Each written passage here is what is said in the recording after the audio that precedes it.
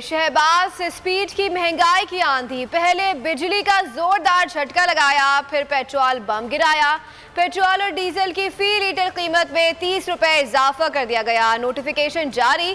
Petrol की नई कीमत 209 रुपए 86 पैसे, जबकि डीजल की नई कीमत 204 रुपए 15 पैसे फी लीटर हो गई। मिट्टी के तेल की कीमत 181 रुपए 94 पैसे हो गई। वजीर खजाना मिफ्ता इस्माइल ने प्रेस कॉन्फ्रेंस के दौरान कहा कि IMF की शराइत कड़ी थी, उनके साथ जो मुआहिदा किया उसकी वजह से मुश्किल फैसले करना पड़ रहे हैं। पेट्रोलियम मसवात की कीमतें बढ़ाना नागुज़ीर है।